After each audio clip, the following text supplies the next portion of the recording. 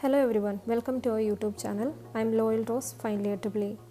All the materials and information I am using here are taken from the YouTube channel of Mr. D. Siddharthan Sir, Assistant Professor of EEE Department, Christ the King Engineering College, that is Future of EEE channel. Today we are going to learn the V by F control of induction motor, which is the most common method in industry to control the speed of induction motors. In this method, we will maintain the flex and torque by maintaining the V by F ratio as constant. Now we are going to discuss how to maintain V by F ratio as constant. If we increase the frequency, then we need to increase the voltage as well to keep the V by F ratio as a constant. As well as if we decrease the frequency, we have to decrease the voltage in order to maintain V by F ratio as a constant. Constant V by F ratio maintains the torque and flex as constant. Next, we are going to see how the frequency of induction motor changes. It completely depends on the desired rotor speed, that is n star, at which speed we want to rotate the induction motor. Based on that, the line frequency to the induction motor has to be changed, by which the synchronous speed ns changes and hence the actual rotor speed n. Next, we are going to discuss an important point, that is how to change the voltage of induction motor with respect to frequency.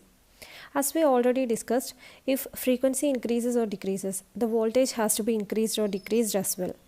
So if we draw a graph between frequency and voltage, it will be almost linear. There is two important points that we have to note in this graph.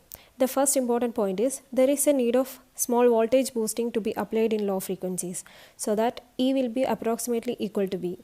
It can be interpreted in another way, that it is to compensate the voltage drop in stator winding resistance R1. To understand it in a better manner, we can consider this per phase equivalent circuit of induction motor.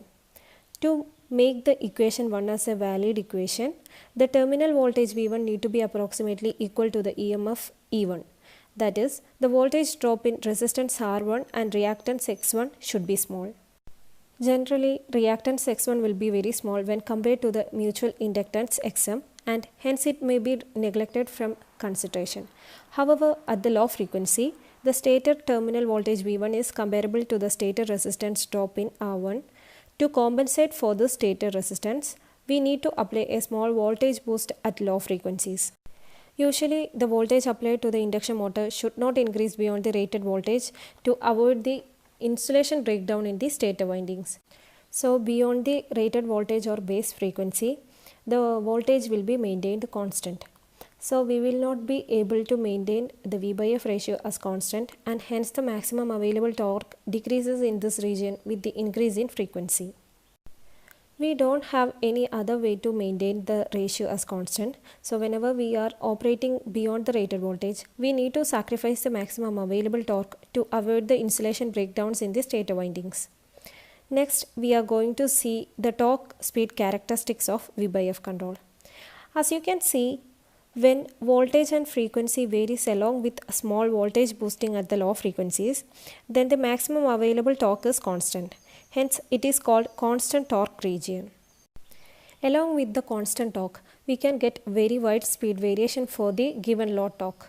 Additionally, you can get high efficiency since the slip proportional to ns minus n, which is low, even if it is in low speed, that is ns1 minus n1, or in high speed ns5 minus n5.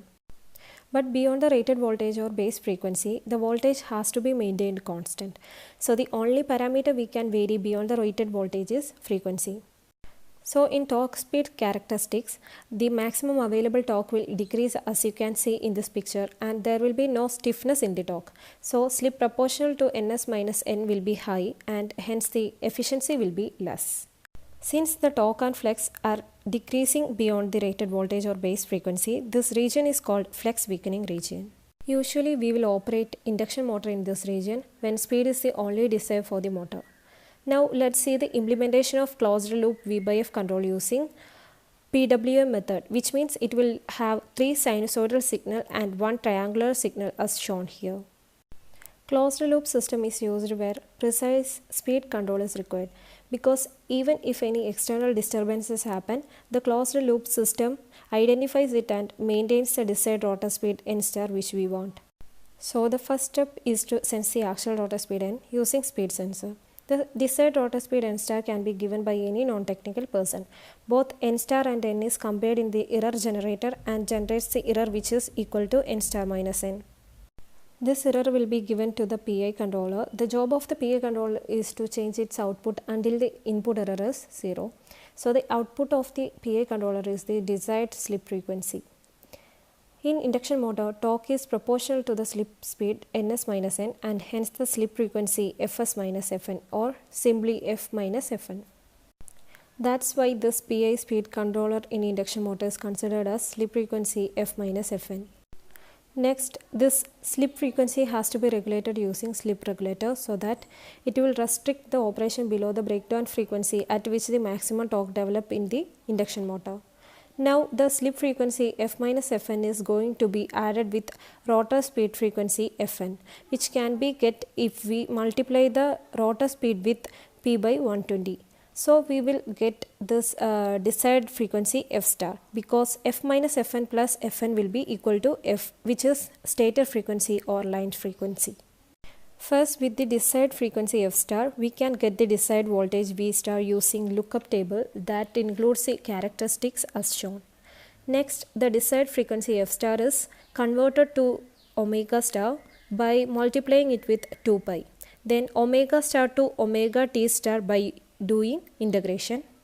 With this desired voltage V star and angle omega t star, we can able to get 3 sinusoidal signals for PWM control circuit. To avoid confusions, first convert that into 2 sinusoidal signals V alpha and V beta, which will have 90-degree phase shift. Then the desired two-phase V alpha star and V beta star are converted into 3-phase V A star, V B star and V C star using inverse Clark transformation. Finally, the desired 3-phase V A star, V B star and V C star will be given to the PWM control circuit where it will be combined with the triangular carrier signal and generates the gate signals for switches in the inverter. At last, the inverter will give the desired voltage and frequency based on the desired rotor speed given. Here both the voltage and frequency is being changed up to the rated voltage, so the maximum available torque will be maintained and efficiency also be high. As I have mentioned in the starting of this video, it is the most common method which is used in the industries to control the speed of induction motors. If you wish to learn it in a detailed manner, you can go to the link which is given in the description box and you can also get the material prepared by Mr. D. Siddharthan sir, Assistant Professor of EEE Department. Thank you so much for watching this video.